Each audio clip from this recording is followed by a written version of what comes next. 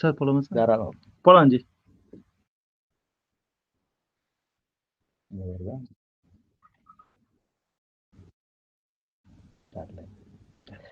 Good evening to all of you. Welcome to this special live session for our course Effective Engineering Teaching in Practice. The idea of the special live session is to give you some thoughts and experiences on online learning, which is pretty much now mainstream. Sometime back, it had a different take on that, but right now it is mainstream. What I thought I would do in this special live session is speak for about say 30 minutes, around 30, 40 minutes, and then take questions. That way, I can communicate to you some experiences, thoughts on online learning, and then you can ask me questions on online learning. If a need is felt for a regular live session, we can do that later. Please let us know, and we can do that later. Okay, let's begin online learning thoughts and experiences. My name is G.K. Suraishkumar, as you already know. We learn online all the time, right? You open up any search, look for things, we are learning. We are picking up information, we're processing information. We are trying to understand various things based on the information and analysis that is presented online. All that is learning, therefore, we learn all the time. If you look at formal online learning, nowadays there could be of two broad kinds. One, of course, is what I call the NPTEL certification course type, okay, or MOOCs as it is more universally known as. This is these are courses that are equivalent to our own course. And what happens in these courses is something like this. The number of learners is large, okay, thousands, sometimes even 10,000s. Our course runs in thousands. Learners have heterogeneous backgrounds. They could come from various different backgrounds. The motivation for taking the course could be different amongst them. Learners have heterogeneous objectives. What they need from the course could be very different. For example, some of you might want to pick up an aspect of a course or a topic from the course with which you're not very comfortable with, and so on. Some of you might want to review, some of you might want to learn afresh, and so on and so forth. So there's a wide range of objectives or what the learners need from the course, and all that is perfectly fine. Therefore, some learners would come and just pick up that and go forward. They would not want to look at the entire course. That's perfectly fine, and so on and so forth. And learners have heterogeneous motivation levels. Some of them are very motivated. In fact, the variation in motivation is huge that you find here. The standardization level is very high. You had to formulate the question paper a certain way, and so on and so forth. That is told to you. You need to do that, things like that. Whereas the pandemic induced is what I call the other type, okay, which is new. The usual classroom, the person to person classes, have moved online. That's what I mean by pandemic induced. Because the person to person classes are just not possible during the pandemic. The students are reasonably homogeneous in their backgrounds, motivations, objectives, and so on and so forth. They've come into a program, for example, a bachelor's or a master's in biological engineering, say, because I'm from that department. So it's reasonably homogeneous. Standardization may not be high, especially in IITs and so on and so forth, where we decide what needs to be done. We make sure that the students learn a certain aspect, and all the other things are geared towards that. The exception could be university exams and things like that, where there is a good amount of standardization required because of the way they operate. Resources are available for improving the first one, the MOOC type or the NPTEL certification course type online learning. One of the examples is the IIT Bombay's learner-centered MOOCs, which I think is on NPTEL itself right now. This is a nice resource. There are so many resources to improve the MOOC type online learning. Here, our focus is the pandemic-induced online learning.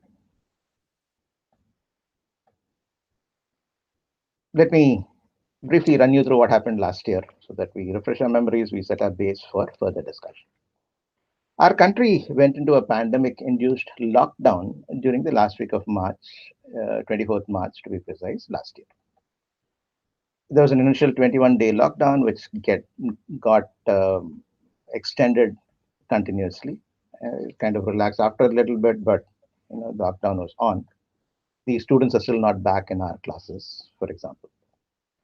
After a few weeks, our institution said we'll have to do what needs to be done. We need to move on, and we moved to online learning to ensure timely graduation of students because the students need to graduate, they need to go on with their lives, and so on and so forth.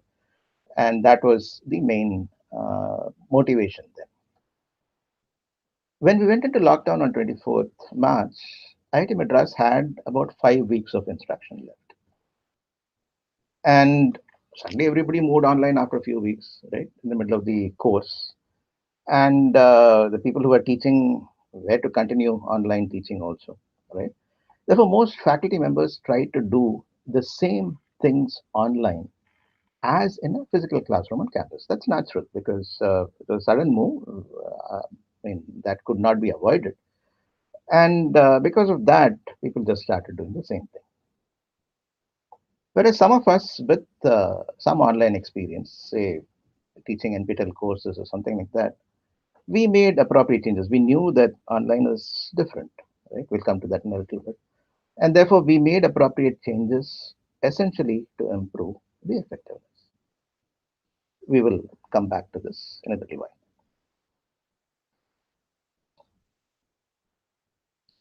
Then what happened was, with some relaxations, there were postponement in exams, assignment-based grading was made possible, take-home exams were possible. Take-home exams have always been possible, but with a more focus on that, more weightage for them, and so on and so forth. With all that, we completed that semester. This is the Jan-May 2020 semester, and ensured student graduation. However, for the non-graduating students, graduating students were in the final year. Okay? Of course, first year, second year, third year, and sometimes fourth year if it's a 5-year program, and so on and so forth. The non-graduating students, despite best efforts by the institute, I'm going to list a few of these efforts because um, I really liked those efforts. I felt good that so much of effort was being made. The director made sure that he came and addressed us and made sure that things were in place and so on and so forth. It was very good. There were great efforts in ensuring access to course materials. You had to record all your lectures. You had to make them available appropriately. You need to make sure that resources were available. Some people could not access the net, the speed of access, or even access itself. They had to find some means. In fact, they found places, the universities or national institutes, which could allow these students to go and download the material there, come back, and so on and so forth. So they went to great lengths. And then they arranged proctored exams at some specialized centers, but these specialized centers are not many, and therefore the students complained. They said we cannot travel. They were afraid, and they had a point. They cannot travel, they cannot take the exams and things like that. Therefore, that could not be enforced. And they also said not all students who can take it, please take it, but there's some difficulty there. Then I think the institute resorted to holding proctored exams at Kendriya Vidyalayas. They are many in number, and that kind of worked out for students who were willing to take the exam at the time. Not everybody took it, rather a few didn't take it, and so on and so on. Despite all this, some students are yet, as of today, to take the final exams. Okay, for that semester a year ago, right? For some theory-based courses, and of course, most lab-based courses, they're yet to complete the courses. That's the current situation because they opted not to take these exams. They wanted to write in-person exams, They have not come back as yet. And when they come back, the institute will hold exams for them and make ensure and provide an opportunity for them to complete those courses. And of course, online instruction continued for the next semester also, which is the August, November, or in this case, August, December, September, December, depending on the course and things like that. The entire course was online. This is what happened. And if you look at some of these aspects, the yeah, and entire course was there, and yeah, I'll come to that a little later. It may not be now. Some the aspects of instruction from this was online. We're talking about from the students attending. The visual feedback was not guaranteed, right? Various appropriate reasons, I mean, acceptable reasons. The connectivity could have been a problem. You closed down your videos, your connectivity was better. At least you could hear what others were saying. The situation at home could have been very different. They may not have wanted others to know what goes on at home. They may not want to present their homes and things like that. That's perfectly fine. There's a wide variation in the economic status of students, right? And it turned out to be a major limitation for most of us who hugely rely on visual feedback for teaching. Okay, we always do that. I think I mentioned it in this course also. We do that. Okay, let me limit to myself. I do that. I see some reasonable number of faces that are confused. I change tack. I explain it slightly differently so that it gets across. And when they get it, the facial expression changes, and I know that they've understood it. Okay? That was almost gone, except for especially if you have Google Meet, you cannot see more than about 6 or 8 people at a time, especially when you have your presentation on. If you have Zoom, probably more, but then for various reasons, we were on to Google Meet. I was on to Google Meet. This is also Google Meet, by the way, and that is not possible. Mid-course corrections were not so easy. The visual feedback was completely missing. One had to get used to online meeting platforms. They were not so easy how you present and whether the video goes across, they're able to see the full screen, whether the sound goes along with it of the video, so on and so forth. It was a mess in the sense that different platforms are different in the details, and one had to really get used to them. A lot of searches, talk to people, and get things going. Okay. Sometimes the connectivity is also a problem. Once in a while, the connectivity would fail, although the connectivity inside the campus is good. Once in a while, there are fluctuations and things like that. The preparation for most traditional instructors just shifted from the classroom to online. And therefore, they were used to talking, they were probably used to some PowerPoint slides and so on and so forth. Therefore, they took the whole thing there and tried to do essentially what they did in a classroom. And so all those kind of turned out to be the limitations. And another set of limitations came from meaningful summative evaluations. You all know what summative evaluation is. I don't have to explain that to you. Synchronous exams are difficult, right? Because there is no guarantee that everybody in the class would be able to access the online exam at the same time. Therefore, synchronous is out. And due to student cheating. Okay. But the student cheating is not just country specific. There are a lot of reports, even decades ago, where, for example, Felder said that as long as grades are important, students will cheat. Okay. I have that quote. I can probably dig it up for you. So that is not country specific. It is that's the way people are. Students are. Honor codes don't seem to work well for us at all. I've tried it myself. It doesn't work. Some people say it works. Most people say it doesn't work. And on top of it, I learned recently from our faculty that there are websites that provide answers in 5 minutes. Okay, all the person needs to do is copy paste, send it to the website. Somebody there solves it, sends it back in 5 minutes. The faculty member actually tried it and got the answer in 5 minutes. So if you do this, how can you hold an online regular, rather synchronous exam? It's just not possible. And this has been the subject of discussion amongst IIT Madras faculty. A lot of suggestions have been made and are being made. They are debated by the IIT Madras faculty.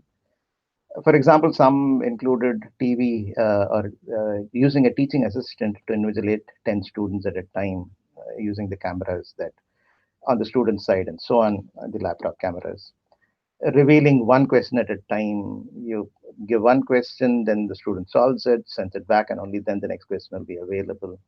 Randomizing the order of questions, randomizing numbers in numerical problems, and so on and so forth. Various things people have tried, and they report different degrees of success. Some people say that it worked well for me, and some people say, "What do you mean it didn't work for me?"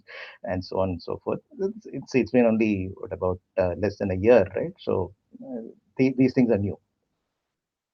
And so nothing seems to work for all as yet. And as somebody said, it's kind of an arms race. Okay, you do something, students are smart, students are very smart. I never tried to outsmart students at all. I just don't even attempt that. Okay.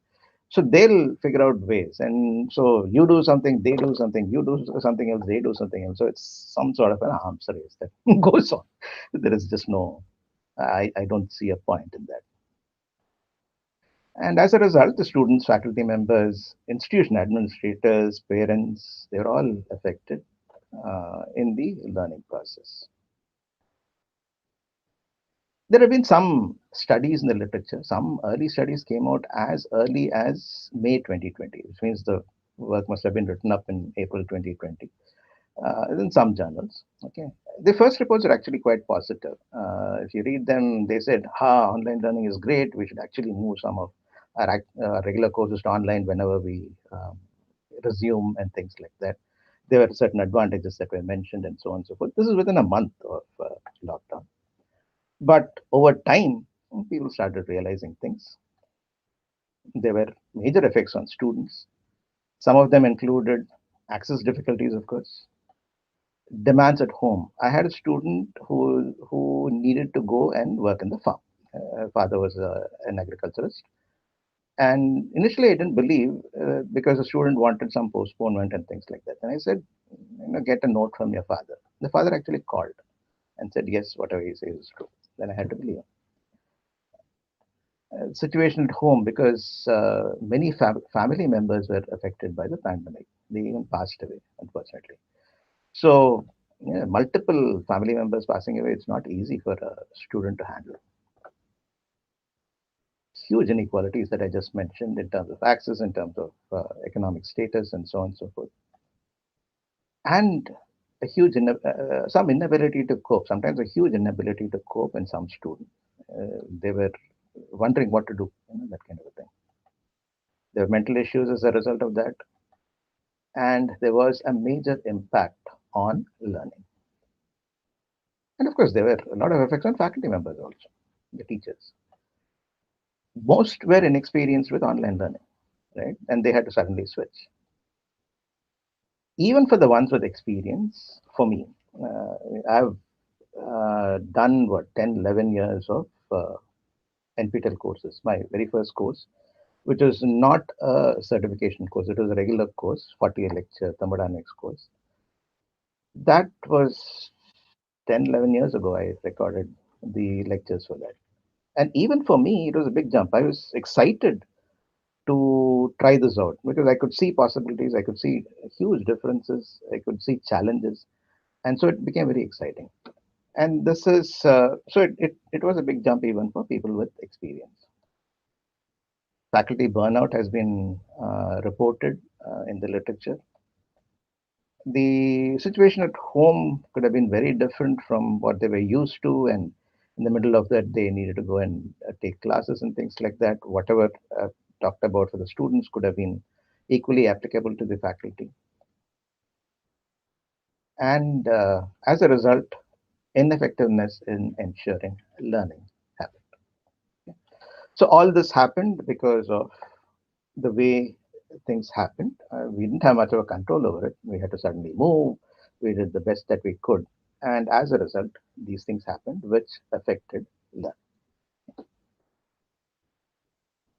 And what people need to realize, I think, is that effectiveness in pandemic induced online learning, it's a totally different ballgame. It's a totally different aspect from classroom effectiveness. Whatever you do to be effective in class cannot be directly transported to an online mode of learning.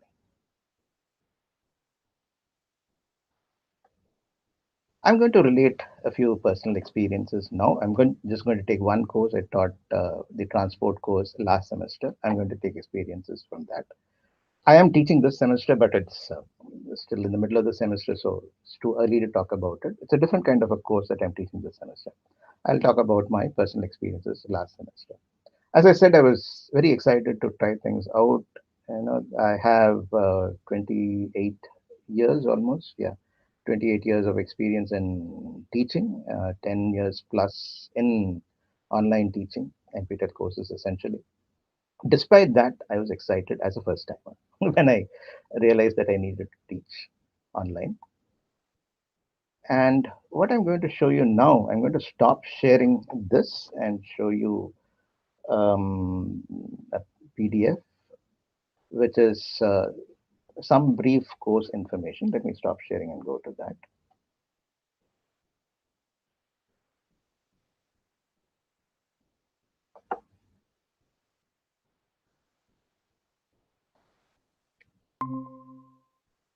It's come up. Yeah. Okay. The I hope you're able to see this. Let me increase the size if need be. There is a certain objective is to introduce the important fluxes in biological systems. This is the course on transport phenomena in biological systems, PT 5051. Uh, to, to introduce important fluxes in biological systems and forces responsible for the fluxes so that students would be able to build upon them for their specific applications in the future. Okay, that was the overall objective of the course. And of course, course content and things like that. What I wanted to focus on is the course methodology for this online semester, which is the last semester. The links to videos on YouTube. What happened was I was also going to run the transport phenomena course as an NPTEL course. So in May of last year, I recorded lectures for that, and I'd prepared months before that for those lectures, right? And so those lectures were available. And what I did was something like this. The links to videos on YouTube, each of varying length, all the NPTEL lectures are on YouTube, of varying length, say 9 minutes to 30 minutes plus, will be made available on the course Moodle page. The total length of the videos would be about 3 hours per week, 3 classes. It's actually a 4 contact hour course per week. So 3 hours of that will go into this approximately. And the students are expected to initially learn the material from the videos and related thought and work.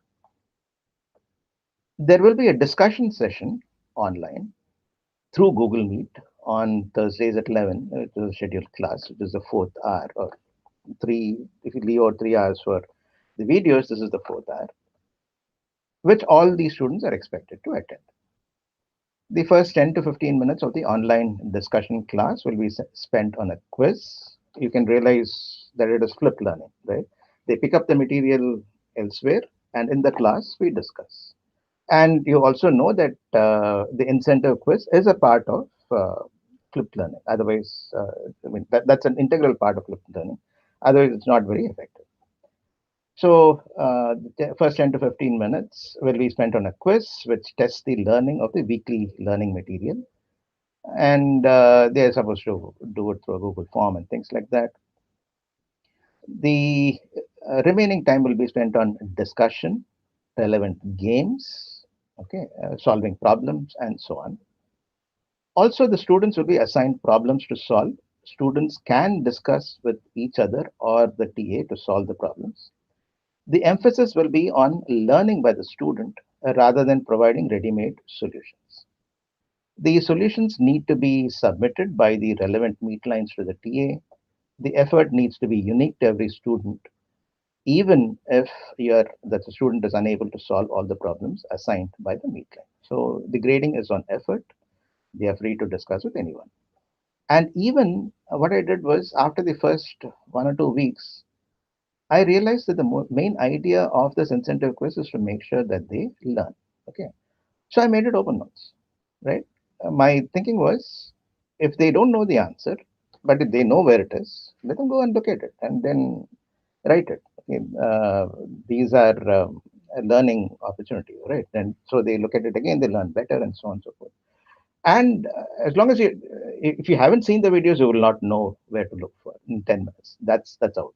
So if you've seen the videos and forgotten, you can go and look. And that is the whole point. Just to and the questions were organized in such a way that it tested whether they know what it is and they barely understood what it was, so that they could very briefly apply it directly. That's all the questions were limited to. And then the textbook was my own text, which was published in 2014, Continuum Analysis of Biological Systems, Conserved Quantities, Fluxes, and Forces.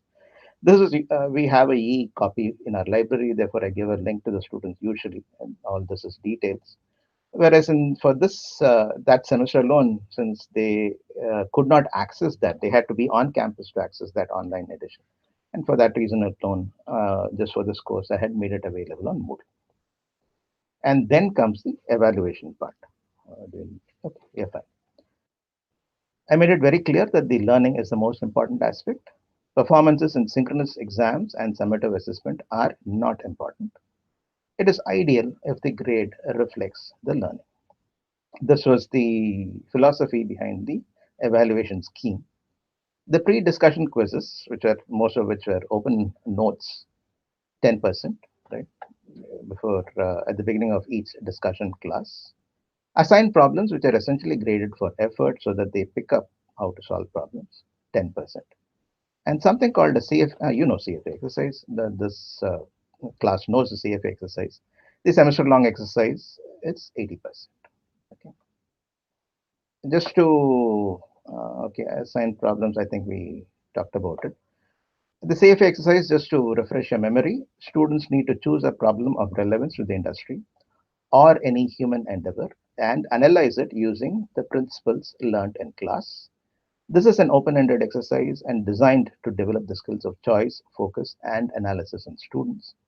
The evaluation will be based on originality and approach is 15% only. Okay, there is originality here, so you're going all the way to the creative level. Focus level is 15%, depth of analysis 20%, quantum of work 20%, original contribution 20%, presentation 10%.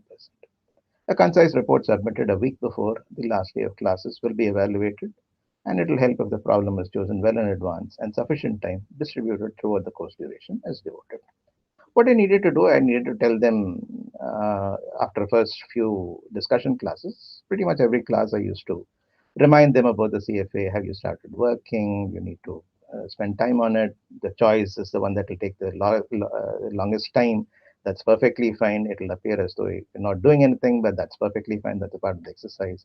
All those supporting props I had to provide during the course. Then that is how the course was run. Let me stop sharing this and go back to the presentation.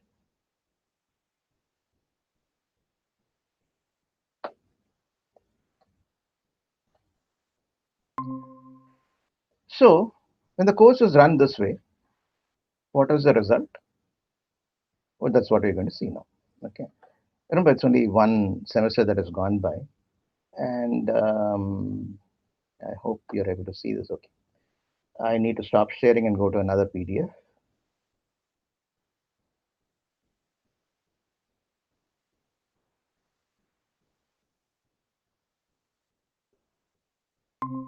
Okay. There were a number of unsolicited inputs that were received. Felt very good, really felt very good. And this is what it's really heartening.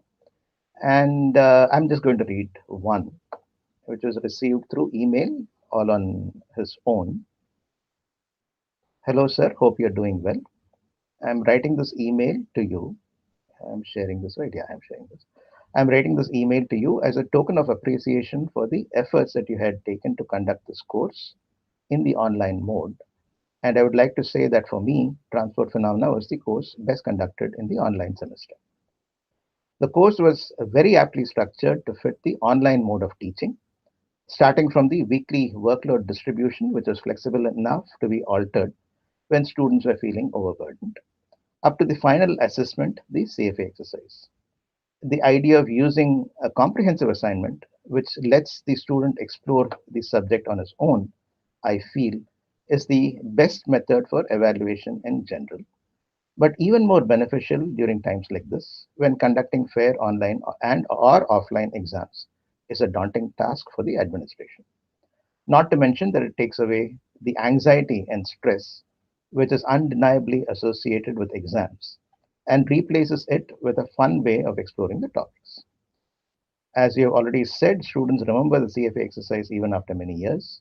But I believe it's not only because of the exercise, but also because of the way the course was conducted by you. Even your method of teaching is very easy to understand. The use of real life examples through sample problems and videos in the lectures made it easier for the students to associate with the concepts. The various activities and games organized in the discussion classes were also very enjoyable and interesting.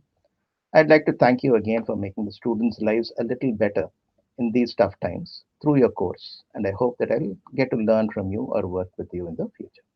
Yours thankfully, Sumant Shirley. Okay. Well, very good. And there are quite a few here, which I will not get into. Let me get back to the presentation again.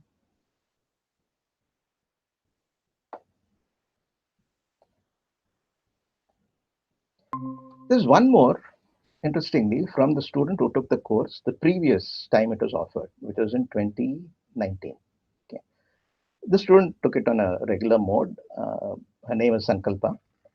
And then she must have heard what was going on in this course. So she added herself to Moodle to know what is happening. Okay. And once in a while, I check who's there or I keep track of the number of students. And there's one more. So how can there be one more? There is the material balance is not working out. So I went and checked. I found Sankalpa's name. I said, why is she here? And then I removed it. It came back again. And then after a couple of times, I think after once or something, after a while, I asked her, do you really mean to be in the course? And this is our conversation went, and this is what she finally said. And also read this to you. I shared the unsolicited responses with her. She says, I think many of the comments in the document shared resonated with me. I think the CFA exercise overall gave me more confidence once I got to the end. I was actively thinking of potential ideas every class, and this thought uh, kept running at the back of my mind. This thought running at the back of my mind helped my learning. At this point, I automatically keep asking myself this question in most classes, and it's been quite fun. In general, from my experience this semester, the project based higher elective courses were not only more fun, but also better learning experiences. I think traditional evaluation methods are definitely not compatible with online learning or even classroom learning, to be honest. I honestly wish that more courses were better tuned to online learning in terms of content delivery, interactions, and evaluation. It's quite disheartening and anxiety inducing to take courses that try to run just like a normal semester with an insistence on taking class notes, staunch refusal to share slides and class recordings, and 80 mark in semester examinations. So these are the inputs. Let's move faster. I think I need to finish. Okay. So if you, the course turned out well, definitely. Students did very well. Okay. Many of them did so well in the CFA exercise, much more than normal. So what did we actually do in terms of whatever we have learned in this course so far? We, of course, did flipped learning. We did a lot of active learning. Students were solving problems during the discussion class by themselves. There were a lot of activities apart from problem solving. Because the course was given in a problem-based learning mode. I would present the problem first and then solve it, even derive things to solve it, and so on and so forth. And a lot of game-based learning was used. Okay, this is probably something new to you. Rather, we didn't cover much of this in our course, So let me cover it here. I think I picked it up after the first edition of the course was made. What were the realizations? The medium was different, of course. Therefore, the communication needed tweaking to be effective. Everything else is the same. The faculty member is the same, the students are the same, everything else is the same. Just the medium was different. Of course, it makes a huge difference. Okay. But if you think about it, everything else is the same. Just the medium is different, right? And what we realize is improvements can be implemented. Whatever we have learned here and made the learning that much better can be implemented in the regular classroom also whenever it picks up. I won't trade in the regular classroom for online classroom. That I'm sure. Okay, I don't want to miss out on feedback and many other things that come along with it.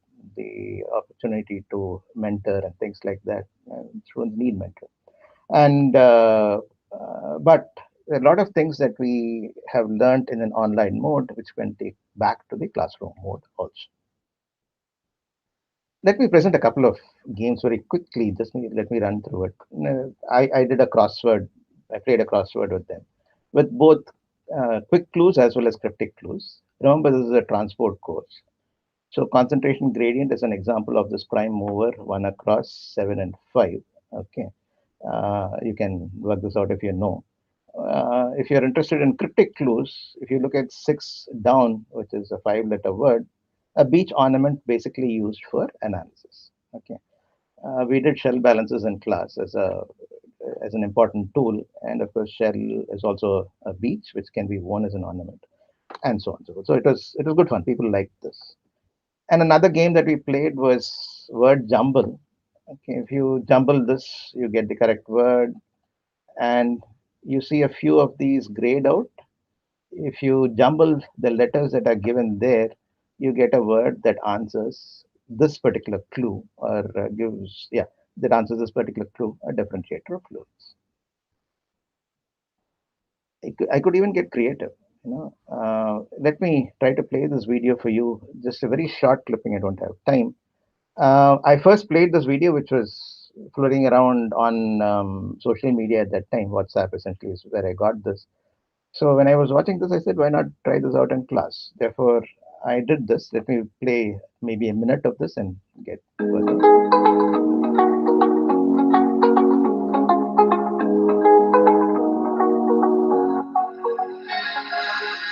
Now that I'm looking back, I can see all the signs I tried to fill in the cracks that was spreading in my mind, but I was all out of lost and in endless makes the emptiness had avoided, just like a violin.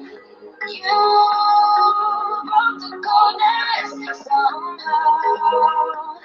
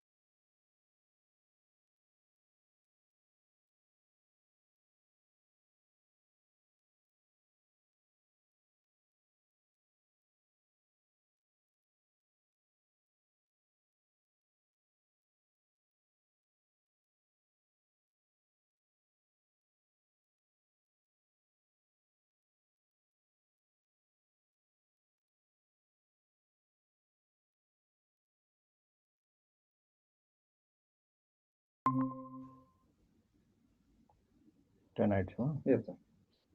அது refresh பண்ணிடுங்க. எங்க எப்படி பண்றது? அது அந்த link மேலே அந்த நம்ம டைப் பண்ணுவோம் சார். இது ஓகே, ரிஃப்ரெஷ் பண்ணுறோம். ரெஃப்ரெஷ் பண்ணுங்க. எஸ் வந்தாச்சா? நான் போய் சொல்லிடுறேன் சார். சொல்லிட்டு வந்து சொல்றீங்கன்னா ஸ்டார்ட் பண்ணி நீங்கள் ஷேர் பண்ணிக்கலாம் சார். ஷேர் பண்ணி ஆல்ரெடி கனெக்டட் ஆகும். ஓகே, லைவ் ஆயிடுச்சு. லைவ் ஆகிட்டு இருக்கா?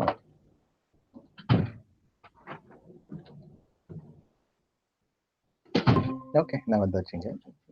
அது கேம்பிடேஷன்லாம் போயிருக்குமே, இருக்கா இல்லையா? பிகாஸ் லேப்டாப் கேம்பிடேஷன் ஓடுதான். Yeah. 15 minutes ஓடிட்டு. That's okay. minimize. Okay. I can continue. பண்ணலாமா? Okay, people. We okay. There'll be a delay there. That's fine. Sorry about this. There was a power outage for a few minutes, so there's nothing that. Yeah, there are 15 people still watching on YouTube, which is very nice. Thank you. Thanks for staying with us. There was a power outage and everything went, and then it had to reboot after the power came. 3 minutes after that, then the networks needed to come up and so on. Sorry about this.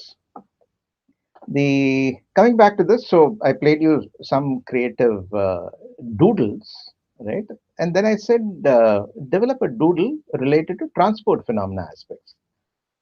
And then I asked him to, and then take a pic if needed and send the doodle by email to me, and I'll display it on the Moodle page for you. This they liked a lot. A lot of people did. Let me show you a few things here. This is one doodle, right? You can see, they what I forgot to tell you this. They had to look around, and whatever occurs to them, they had to link it to something that is transport phenomena related. That was what the subject of the doodle was. Children. You can. Okay. So this is one. This is the pen and the tip and the cover and so on and so forth. This is Nayanika's thing. The first doodle came in a few minutes even.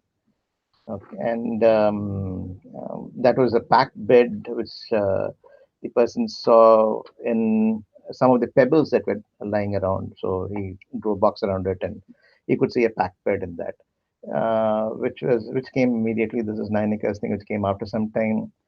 And Akilandeshwari looked at a bottle and could find, when she was shaking the water, I suppose, a laminar velocity profile and a laminar shear stress profile there. And this is high level stuff. And Nikita, there's pen and something flowing out of it and filling up the person here with the blue ink. This is, you could interpret a lot of, artistic communication there. And then I asked Nikita in class, Nikita, do you communicate through art? And she said yes. She has her own Tayo's doodle on what's called Instagram and so on and so forth. And then I went and looked at it. She's creative. Apart from that, a lot of people started thinking about it and could go towards being creative. This is all that I did on my own. In addition, there are a lot of online sources, some of which I used in the course also. This is compiled by Kirti, who did MTech with us. She graduated last year, and now she's working on a project with me. So, if you look at the activities and name of website and so on, crossword puzzle, there are websites you can just go and give the words, and it will create crosswords for you.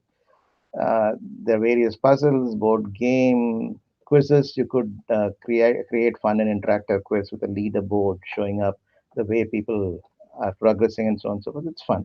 That we did in class. Subhashri, my TA, set up a quiz on that. We had fun. There are so many things that are available on the net which can be utilized for effective game-based learning in classes online. I'm sure you can do this in the regular class also. Nowadays, almost all students have a cell phone, and all you need to do is give them the address or make the address clickable, and then the people go and play, and then you can monitor that in class and so on. It's much nicer. day of clickers and things like that, I think, are gone now. These are much better ways of doing that. Okay. So if you look at what we did, flipped learning, active learning, problem-based learning, game-based learning, and what needs to be kept in mind is all this involves significant preparation time. Okay. For each of my NPTEL courses, I take 6 months plus. Okay, so for the transport course, I began preparing 6 months before that for the lectures.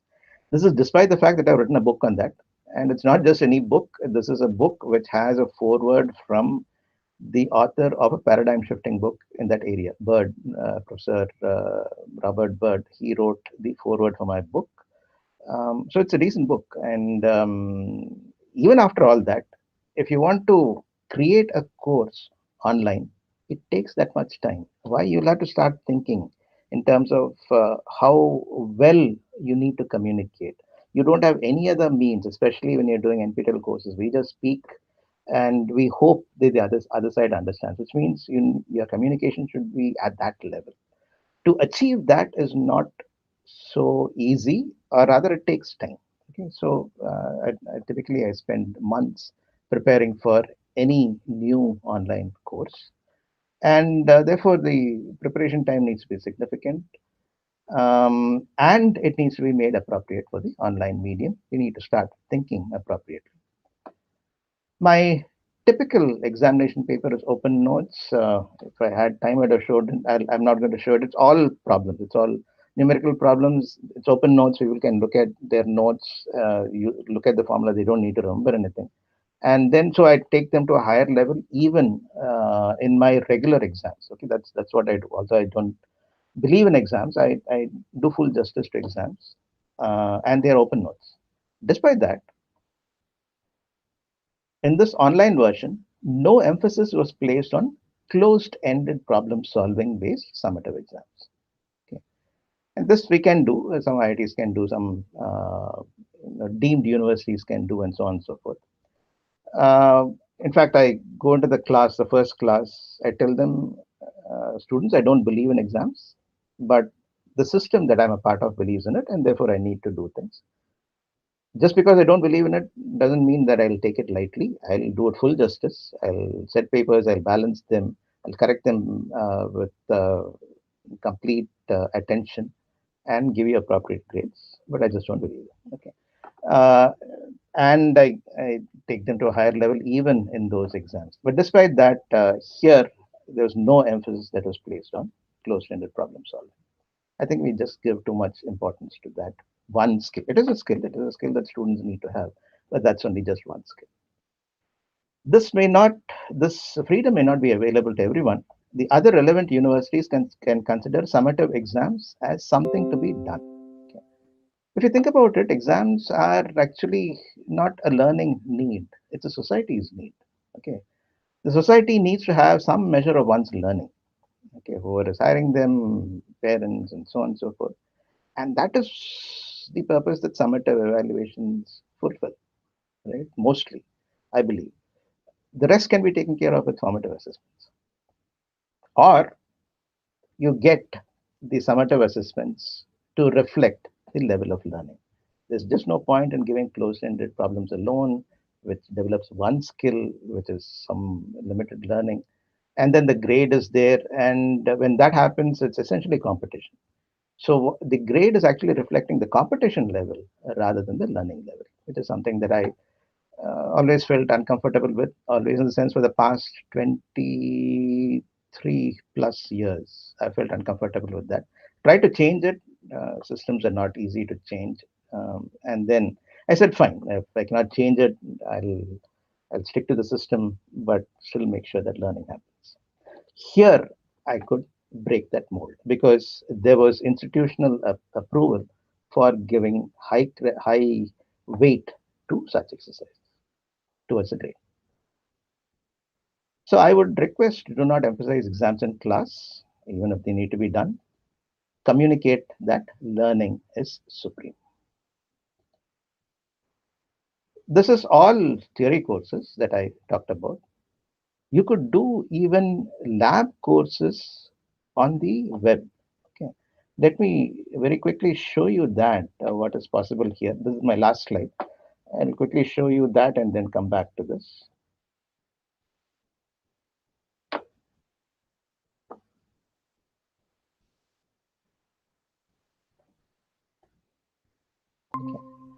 I hope you're able to see this. This is vlab.co.in virtual labs.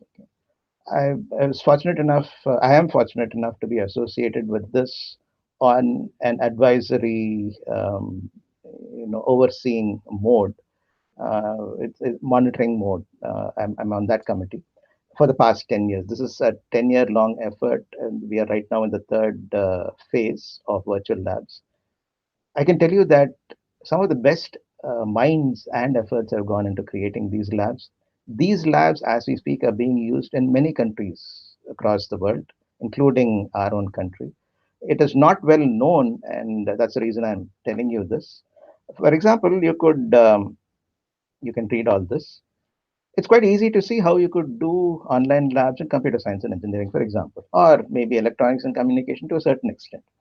But consider biotechnology and biomedical engineering here. Okay, there is a bioreactor modeling and simulation lab here, which you can, which also you can do. Okay, which you would normally not associate with it.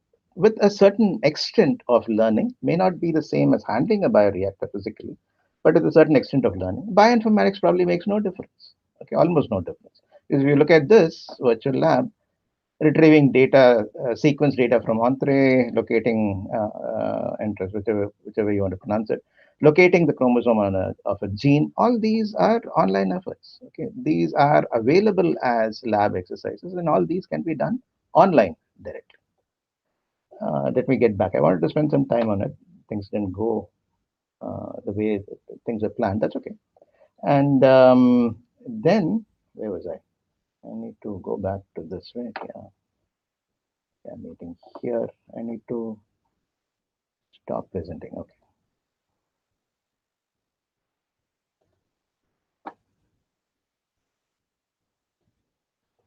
So you could do that. So there's so much that can be done online.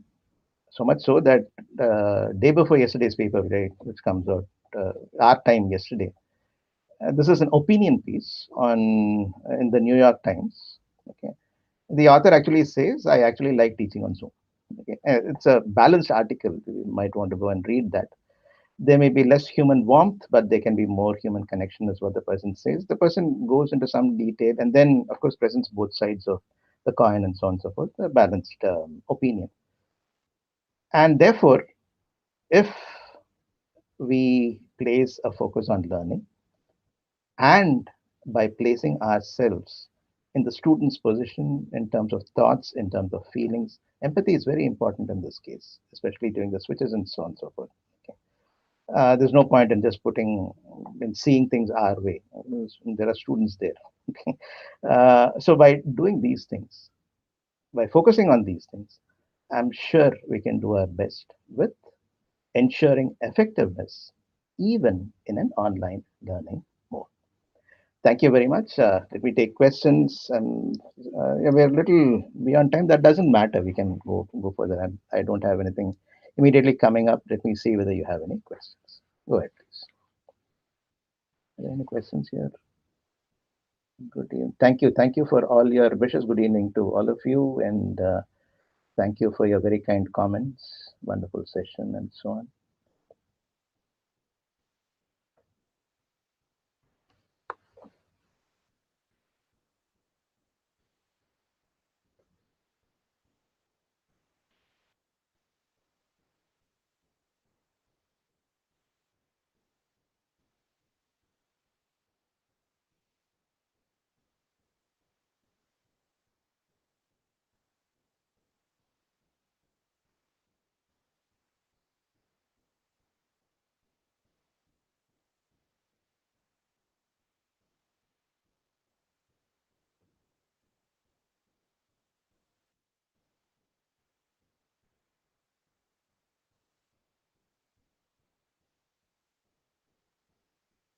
I'll wait for some time. If you have any questions, you can. Okay, I need to probably look here now.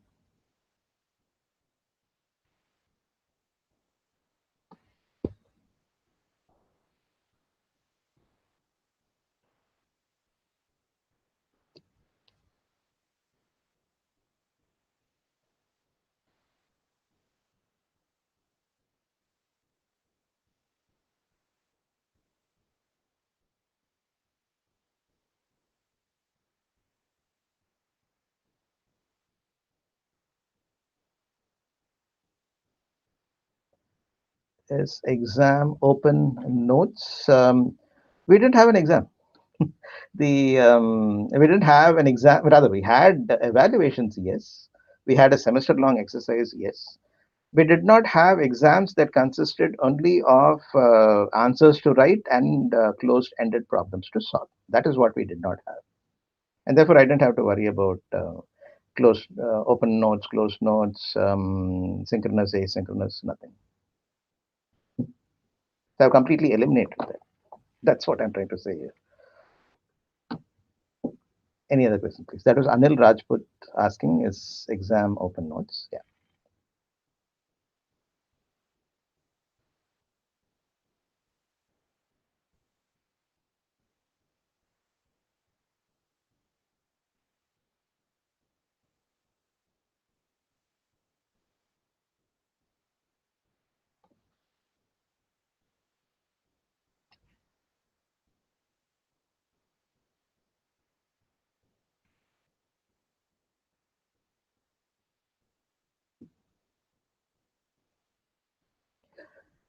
Gunasekharan asks, some of the students are good in study, but they are sitting silent in class. It says they sit in class. Why? Um, but they but they don't sit in class. Okay. Uh, Gunasekharan, there are a couple of things, especially in an online mode. I assume that you're asking for an online mode. The student may have something at that time, okay, may something pressing at that time, some other issues, and as long as the person is accessing the recorded lectures somehow, you can figure that out in by the way they do things. That is fine. They, as long as they are keeping up with the class, it's fine. Whether they actually attend the class at the time it is given. I don't expect a synchronous kind of an attendance. Okay. Baba Guru says, Sir, I have not submitted week 3 assignment due to some reason. Now what to do? Okay, this is regarding the course. Okay, the I think the best 3 assignments out of 4 are chosen for the grade, so you don't have to worry about it. There's no, I don't think NPTEL accepts assignments beyond that time. That messes up their system, so they cannot do that. So don't worry about it. It's not going to affect you. Just make sure that you've done that you do very well in the 4th assignment. I think the week just got over. So,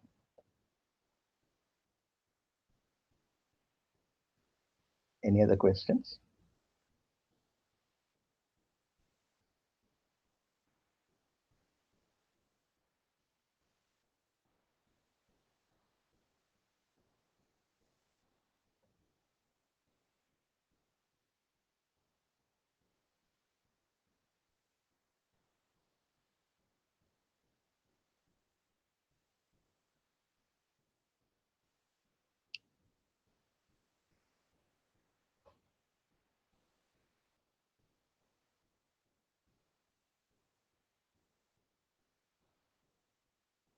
Kirit Bhatt asks, what should the method of teaching project at diploma? We have 10 hours per week, 14 week per semester. The diploma, I think, emphasizes on hands-on learning. Please correct me if I'm wrong. I don't have much experience with diploma courses. I'm guessing here. Please correct me if I'm wrong. If that is the case, then um,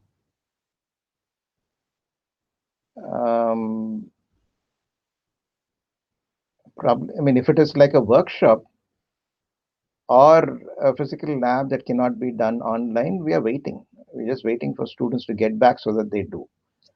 If you're stuck with that kind of a situation, then too bad, you cannot do much. But if your objectives are different, and whether if they fit into any of the discussions that we've had so far, please try out online learning, or try a combination of online learning where they pick up something and then top it off with some in-class or in the institute hands-on kind of work.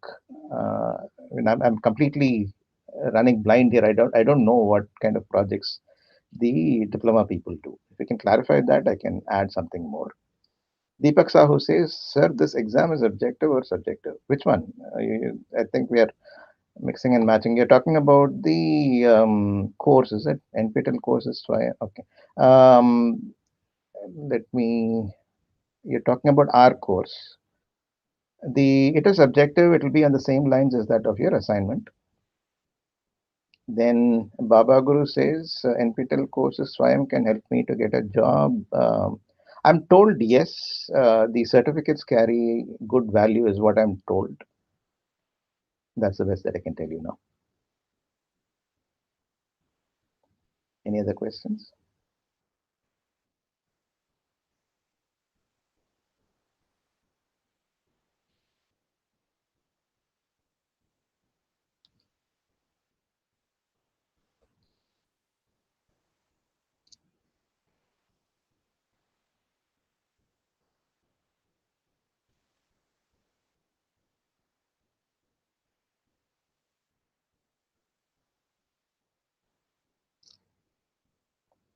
We'll wait for a couple of minutes. The course-based questions you can send us. Any exam-based questions you can send directly to NPTEL, and any course-based questions you can raise them on the forum. We have been answering all questions. We can do that. That's not a problem. Yeah, I think there's a delay. Yeah, our course exam, I've just answered that. It is objective,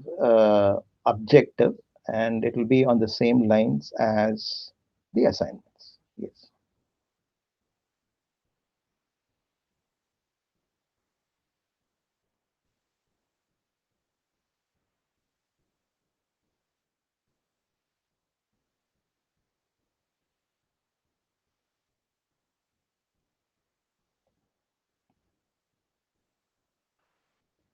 Smith Kare says, "Sir, as we have registered for proctored exams, so my doubt is what will be the mode of exam? It is objective. It will be proctored, yes. Proctored is, you know, there is oversight. There are people making sure that no unethical practices are happening and so on." Gunasekharan says, "Sorry, sir, for non-clarity in the question. Even classes are interested or content is good, but students not ready to spend time in online mode." My experience has been different. Um, if they are interested, they will watch, except if there is something that is preventing them from watching. And for those few, you need to give them some leeway, as long as they are catching up with the material through recorded lectures and so on. And then to follow up, Gunasekharan V says one of the guy is good in study, but he said that this methodology not giving that much interest like that. Please guide me how to handle. Oh, that's the whole point about this special online session. Please go through the online session again. I'm sure the recording will be available, and then let us discuss. All that I said is to make this happen, to make the online thing interesting. If we just go and do whatever we did in class, that too ineffectively in an online mode, that is going to show up very badly. That's probably what is happening here. I don't know, but you could take a look at what all we discussed, or look at the recording, leave out that 5 minutes where we lost power, and then I think we can discuss that on the course page, the discussion page. And Sachidanand asks, what should be the approach during the international conference oral presentation? Oh, that's a totally different ball game. That requires a high level of preparation and a very high level of communication there. In fact, I have done courses on that. I give lectures. I used to give lectures on how to present your work and so on. There it is 10 minutes. You'll have to present whatever you've done probably in years over years in 10 minutes.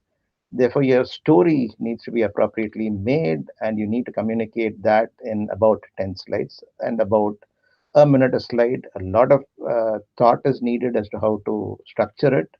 It has to be structured in an appropriate story form for your audience, and then it needs to be practiced so that the communication happens effectively. There might be something. Let me see if I can share that lecture that I did probably 15 plus years ago on effective technical presentations. If I find that, I'll share it on our course page. That is on our forum. That is. Kirit Bhatt says, sir, constructivism of Piaget, how can we implement in class? No, those are constructivism is what happens. We don't try to implement that.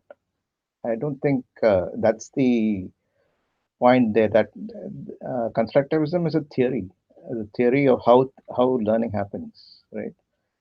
I don't think we can do things to implement that in class. I'm not too sure.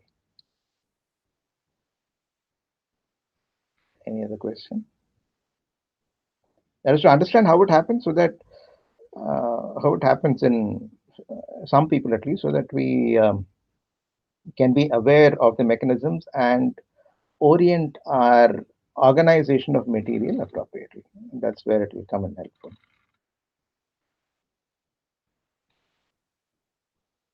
Thank you. You're very welcome, Sajjana.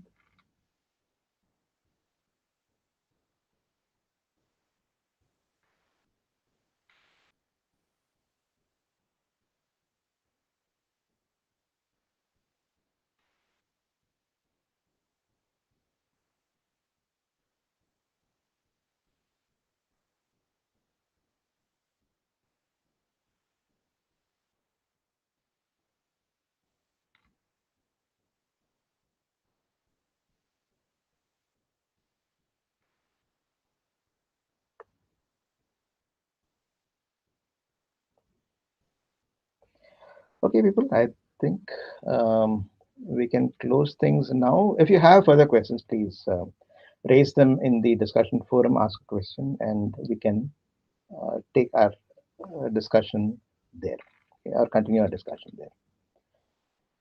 Hope you got something out of this. Wish you all the best.